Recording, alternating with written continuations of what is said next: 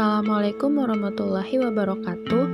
Pada kesempatan kali ini, saya akan membahas mengenai upaya yang dilakukan pemerintah dalam menghadapi permasalahan ekonomi di masa Orde Lama. Di masa Orde Lama ini, tidak sedikit terjadi permasalahan selama berlangsungnya kepemerintahan, salah satunya dalam faktor perekonomian. Perekonomian Indonesia pada masa Orde Lama dinilai kurang memuaskan. Hal ini dikarenakan beberapa kebijakannya yang dilihat tidak optimal. Setelah pengakuan kedaulatan oleh Belanda pada tanggal 27 Desember 1949, bangsa Indonesia harus menanggung beban ekonomi yang cukup signifikan. Dalam konferensi meja bundar, dikatakan bahwa semenjak awal masa demokrasi liberal diterapkan, perekonomian Indonesia mempunyai beban yang berat, yaitu beban ekonomi pasca perang. Pemerintah tidak berhasil meningkatkan produksi dengan menggunakan sumber yang ada untuk peningkatan pendapatan nasional. Kelemahan dari ekonomi Indonesia saat itu ialah bahwa politik keuangan Indonesia masih bergantung pada Belanda.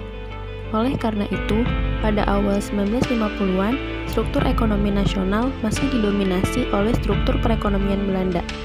Akibatnya, negara menanggung beban utang luar negeri sebesar 1,5 triliun rupiah dan utang dalam negeri sejumlah 2,8 triliun rupiah.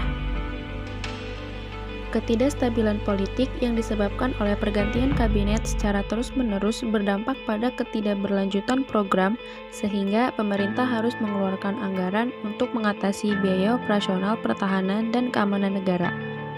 Defisit yang harus ditanggung negara pada masa itu sebesar 5,1 miliar rupiah. Hal ini tentunya membuat sistem perekonomian Indonesia pada masa tersebut mengalami kekacauan, melihat bahwa kekuatan ekspor Indonesia yang masih bergantung pada hasil perkebunan saja.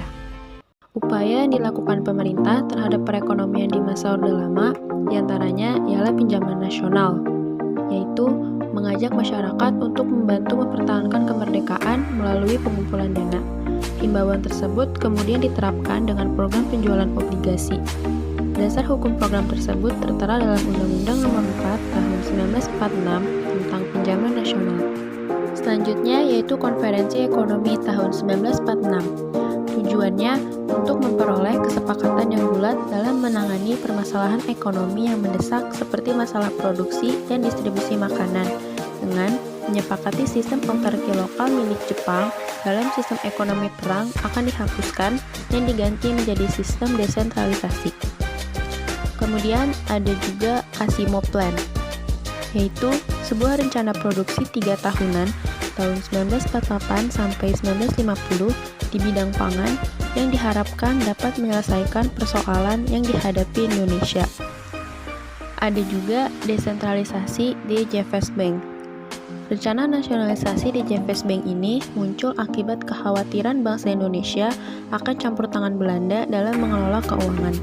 DJVS Bank selaku bank yang beroperasi sebagai bank sentral yang digerakkan oleh pemerintah Hindia Belanda kemudian dinasionalisasikan akibat penolakan yang dilakukan oleh Sumitro Jojo Hadikusumo sebagai anggota delegasi Indonesia dalam konferensi meja bundar dengan membentuk panitia nasionalisasi.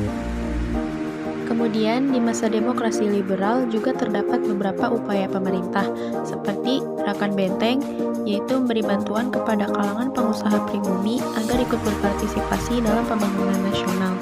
Kemudian, ada Gunting Syafruddin, yaitu kebijakan yang dilakukan dengan memotong nilai uang atau yang kita kenal sebagai sanering, dengan tujuan untuk mengatasi krisis ekonomi akibat banyaknya hutang negara yang dimiliki.